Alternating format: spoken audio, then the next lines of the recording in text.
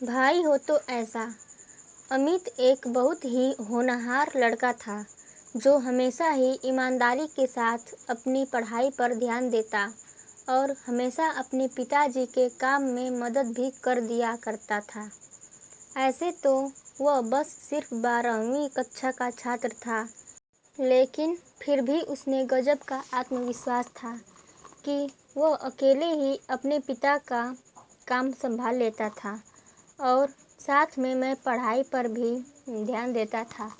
अमित की माँ का देहांत 2 साल पहले ही हो गया था और उसकी एक छोटी बहन थी जो स्कूल जाती थी, लेकिन कभी-कभी इसे भी स्कूल से छुट्टी लेनी पड़ती थी क्योंकि अमित के पिताजी सही समय पर उसके स्कूल की फीस जमा नहीं करवा पाते थे। छोटी बहन को पढ़ाई का शौक नहीं था, लेकिन फिर भी अपने भाई के कहने पर वह पढ़ाई करने लगती थी।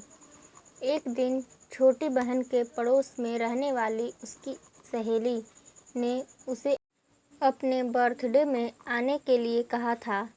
साथ में उसे रेड कलर की ड्रेस पहनने को कहा क्योंकि उसकी बर्थडे पार्टी की थीम रेड कलर थी।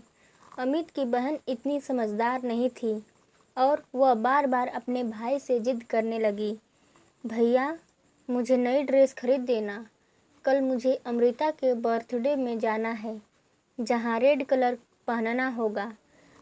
ऐसे में अगर मैं नहीं पहनूंगी तो लोग मेरी हंसी उड़ाएंगे और मुझसे कोई दोस्ती नहीं करेगा। अमित, अरे ड्रेस से क्या लेना देना है तुझे, तू बस उस पार्टी में जाकर मज़े करके आना। बहन रोते हुए, नहीं भैया मुझे तो वही ड्रेस चाहिए, नहीं तो मैं बर्थडे पार्टी में नहीं जा पाऊंगी। अमित अपनी बहन से बहुत प्यार करता था और इसी वजह से उसने अपनी बहन के लिए नई ड्रेस लाकर दे दी जो लगभग 1500 रुपये की थी और जिसके लिए उसे अपने दोस्त से उधार भी ले लिया था। ऐसे तो वह बहुत ही स्वाभिमानी था, लेकिन अपनी बहन के आगे वह कुछ भी नहीं कर पा रहा था। अमित के पिताजी, तू अपनी बहन को बिगाड़ते जा रहा है, दिन ब दिन उसकी ख्वाहिश बढ़ती ही जा रही है। देख बेटा, उसके अंदर भी तो यह समझदारी होनी चाहिए कि वह हमारी मजबूरी को समझे। हम इतने पैसे वाले नहीं हैं। यह सब बातें दूर से ही अमित की बहन सुन रही थी और उसे यह सुनकर अच्छा नहीं लगा कि उसके पिताजी ने उसे कुछ भी देने से मना किया है और उसे समझदार होने की बात की है। उसके हिसाब से तो वही सबसे समझदार लड़की थी। उसने अपने पिताजी और भाई की मजबूरी को भी सुनते हुए नज़रअंदाज कर दिया क्योंकि उसे तो अपनी मनमर्जी का हर वह सामान मिल जाता था जो वह चाहती थी। अमित दिन भर अपना काम करता और रात में पढ़ाई किया करता था। वह अपनी पढ़ाई को छोड़ना नहीं चाहता था। यूं ही एक दिन वह पढ़ाई कर रहा होता है, अचानक उसके दोस्त राजीव का फ़ोन आता है जो उससे कल होने वाली पार्टी में चलने के लिए कहता है। राजीव, अरे चल ना यार, वैसे भी तो रोज़ रोज़ काम करता है, कभी हम दोस्तों के लिए भी समय निकाल लिया कर। अमित, हाँ हाँ क्यों नहीं, मैं भी तुम लोगों के साथ चलना चाहता हूँ, लेकिन क्या करूँ, मजबूरी है। मेरे पास तो पहनने के लिए अच्छे कपड़े भी नहीं हैं और ना ही मैं अपने पिताजी को ऐसी कोई ख्वाहिश करना चाहता हूँ ताकि मेरे पिताजी परेशान हो जाएं। राजीव के बहुत कहने पर भी अमित तैयार नहीं होता है और वह हमेशा पढ़ाई पर ही ध्यान लगाना चाहता है। यह सब बात सोते हुए अमित की बहन सुन लेती है, जिसे थोड़ा थोड़ा अफसोस होने लगता है कि जो भाई उसके लिए सब कुछ करने को तैयार है, वह खुद के लिए कभी कुछ कर ही नहीं पाता है। ऐसे में अचानक ही अमित के पिताजी को किसी दूसरे शहर में जाना पड़ा, जहाँ पर कुछ ज़रूरी काम आ पड़ा था। अमित की बहन, भाई मेरी सहेली बता रही थी कि शहर के मॉल में एक बहुत अच्छी प्रदर्शनी लगी है जहाँ पर बहुत तरह तरह के डिजाइनर कपड़े भी मिल रहे हैं, वह भी सस्ते दामों में। मुझे भी वहाँ से कोई अच्छी सी ड्रेस लेकर दे दो ना, जिसे मैं अपने बर्थडे में पहन सकूं और मेरी सहेलियों को नीचा दिखा सकूं। अमित, तुम यह गलत सोच रही हो।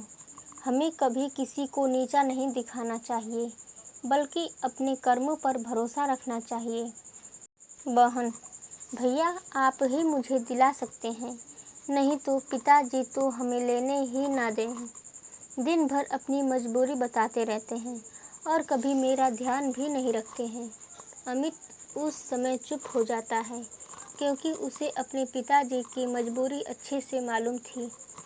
लेकिन छोटी बहन इन सब बातों से अनजान थी। तभी अमित को ख्याल आता है कि उस प्रदर्शनी में जाने के लिए महंगे पास की ज़रूरत पड़ती है, जो उसके पास नहीं है। ऐसे में वह दौड़कर अपने गुल्लक को टटोलने लगता है और एक एक करके पैसे जोड़ने लगता है, ताकि वह अपनी बहन के लिए उस प्रदर्शनी के पास उपलब्ध करवा सके। यह सब देखकर अमित की बहन का कलेजा फट जाता है और उसे जोर से रोना आ जाता है। उसे रोता हुआ देखकर अमित दौड़कर बहन के पास जाता है। क्या हुआ? तुम इस तरह से क्यों रो रही हो? बहन रोते हुए, आज तक आपने हमेशा मेरी खुशियों का ख्याल रखा है। हर वह चीज़ मुझे दिलाई है जो मैं मांगती रही, लेकिन कभी भी मैंने आपसे यह नहीं पूछा कि आखिर आप इन पैसों का इंतजाम कहाँ से करते हैं। लेकिन आपको एक एक रुपए जोड़ते देखकर मुझे बहुत दुख हुआ कि आप मेरी खुशी के लिए इतना कुछ कर सकते हैं, लेकिन मैं हमेशा स्वार्थी बनी रही। अमित, अरे इतना सोचने की ज़रूरत नहीं है। आखिर मैं तेरा बड़ा भाई हूँ। मैं नहीं करूँगा तो कौन करेगा? बस उसी वक्त अमित की बहन दौड़कर अपने बैग से एक चीज़ निकालकर लाती है और अमित की आंखों में हाथ रखकर कहती है, मैं आपके लिए कुछ लेकर आई हूँ। इस बात से अमित चौंक जाता है और जैसे ही वह अपनी आंखों से बहन का हाथ हटाता है तो देखता है उसकी बहन उसके लिए एक सुंदर सी शर्ट लेकर आई है। अमित आश्चर्य से, यह तो बड़ी महंगी लगती है, पर तुम कहाँ से लेकर आई? बहन, आपने जो मुझे थोड़े थोड़े करके मेरे खर्चे के लिए पैसे दिए थे ना, मैंने उसे ही जोड़ कर रखा था कि मैं उससे अपने लिए कोई अच्छी ड्रेस खरीद लूँगी। लेकिन जब मैंने आपके दोस्त की बात सुनी और आपने उसे पार्टी में जाने के लिए मना कर दिया, बस मैंने उसी समय ठान लिया कि मैं आपको एक खूबसूरत सी शर्ट लेकर दूँगी। उम्मीद करती हूँ आपको यह शर्ट पसंद आएगी। अमित खुश होते हुए, अरे यह तो बहुत ही अच्छी है। मैं तो सोच भी नहीं सकता कि मेरे लिए कोई इतना भी कर सकता है। बहन भावुक होते हुए, यह तो मेरी तरफ से एक छोटा सा तोहफा है, लेकिन आज तक आपने जो मुझे प्यार और सम्मान दिया है, उसकी तो कोई भी तुलना नहीं की जा सकती।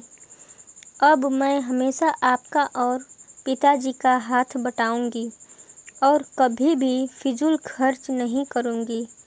वह बात सही है, जितनी चादर होती है हमें पैर भी उतना ही फैलाना चाहिए। बहन की समझदारी वाली बातों को सुनकर अमित की आंखों में भी आंसू आ जाते हैं और तभी पिताजी वहां खड़े होकर उन दोनों को देखने लगते हैं।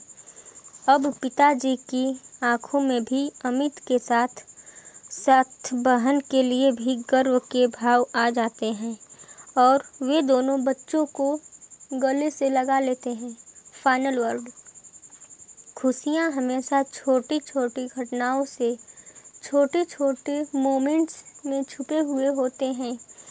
कभी भी लाइफ में किसी के लिए कुछ बड़ा प्लान करने के बजाय किसी के लिए एक छोटा सा प्रयास भी बहुत मायने रखता है।